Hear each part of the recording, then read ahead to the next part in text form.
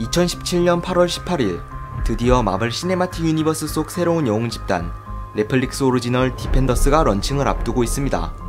이에 앞서 디펜더스는 어떤 영웅들로 구성되어 있는지 알아보도록 하죠. 첫 번째는 데어데블입니다. 데어데블은 현재 2개의 시즌으로 제작되었고 낮에는 변호사의 임무를 수행하지만 밤에는 자경단이 되어 도시를 지킵니다. 데어데블은 어렸을 때 있었던 사고로 인해 앞을 볼 수 없지만 그가 보여주는 초감각적인 능력은 전투에서 뛰어난 반사신경을 보여줌과 동시에 민첩한 움직임의 전투를 보여줍니다. 또한 그가 보여주는 멀리 있는 소리를 듣거나 심박수를 느껴 상황을 판가름하는 침착한 모습은 디펜더스에서 지략과 같은 임무를 수행할 수 있을 것입니다.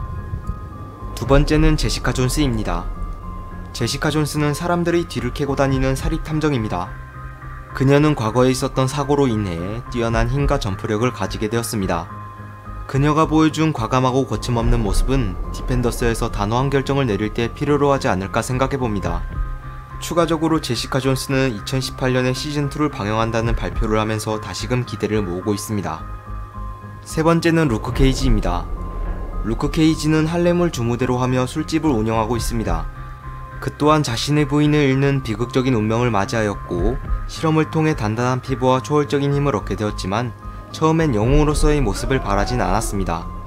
하지만 할렘의 어두운 모습을 보고 있던 루크 케이지는 할렘의 영웅이 필요하다는 것을 깨닫게 됩니다. 그가 보여주는 막힘없는 모습은 디펜더스에서 방패와 같은 역할을 할 것입니다. 네 번째는 아이언 피스트입니다. 아이언 피스트인 데니 랜드는 15년 전 비행기 사고로 인해 부모님을 잃게 되었고 이때 홀로 생존하여 쿤룬이라는 곳에서 오랜 기간 수련을 했습니다.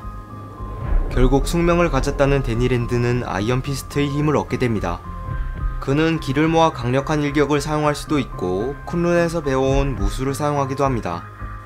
그가 솔로 드라마에서 보여준 모습만 봐도 디펜더스에서는 창과 같은 역할을 똑똑히 수행할 것입니다. 보다시피 디펜더스 속 영웅들의 탄생 배경은 꽤나 비극적인 모습을 보여줍니다. 이러한 비극적인 모습은 이 캐릭터가 이렇게 행동하는데 충분한 명분이 생기도록 하기도 하죠. 바로 이런 기본적인 틀이 잘 잡혀있기 때문에 저희는 디펜더스를 주목할 필요가 있다는 것입니다.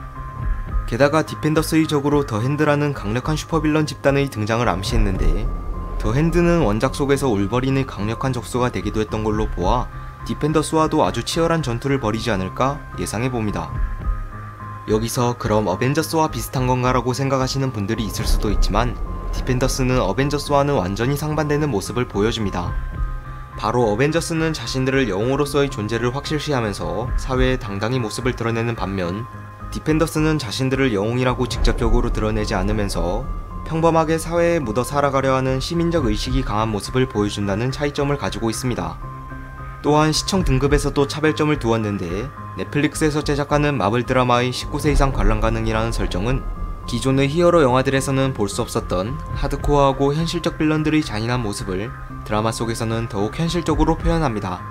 아무래도 낮은 연령대의 시청이 많은 MCU 영화 속에서는 이러한 현실적인 모습을 보여주기 어려우니 영웅과 빌런의 현실적 모습을 보고 싶어하는 팬들을 위해 제작된 MCU 세계관의 또 다른 영웅 단체라고 보시면 될 것 같습니다.